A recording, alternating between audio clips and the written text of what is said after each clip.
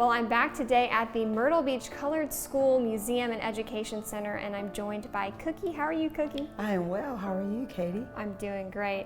We walked into this room and I immediately my jaw dropped. There is so much to see here, so much to learn. Yes. But tell me, where are we standing right now? So right now we are standing in the Museum of African American History at the historic Myrtle Beach Colored School Museum and Education Center. Yes. So there's really several spaces, but the one is dedicated to the former students of the color school, and then this is African American history, where Doc Shee Moore serves as the curator, and it talks about or shares our life, the life of African American people in Africa prior to enslavement, and as dark, you know, as it was part of history. So we share a little bit about slavery itself, and then some of the significant people, Frederick Douglass, Harriet Tubman, you know, all of those up until current day, with President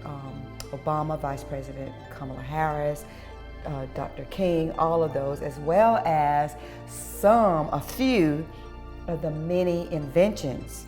There are many. Yes, some of the many inventions of African American people.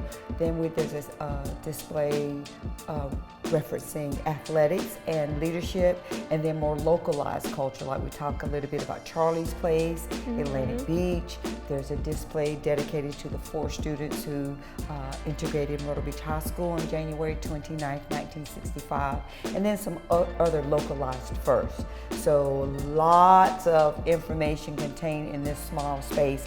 And while the museum is open on Monday, Wednesdays, and Fridays from 10 until 12, you could actually spend the 2 hours in this space. Oh, absolutely. Yes. There were so many things that let me ask you this. Were there things that surprised you when this curated collection was coming to be?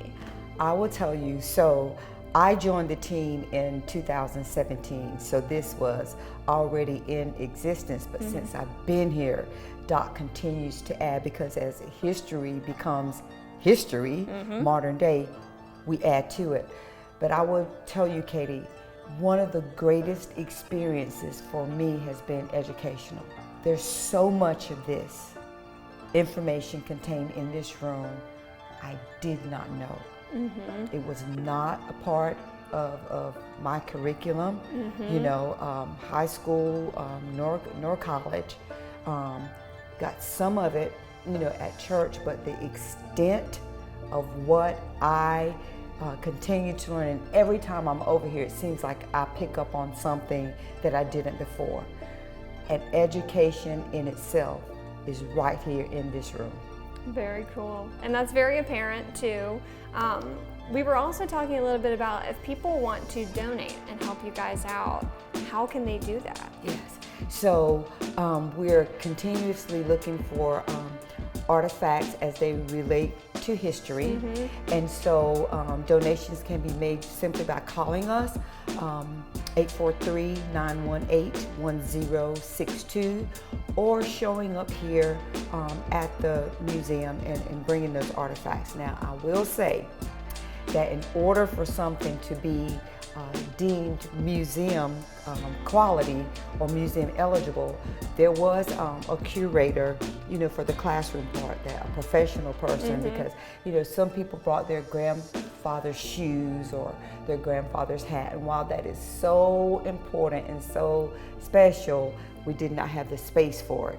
So we just want people to come by, and if they think they have something, but also for locals who have pictures from back in the day that, you know, they wish to share. We're creating some things at Charlie's Place, which is one of the facilities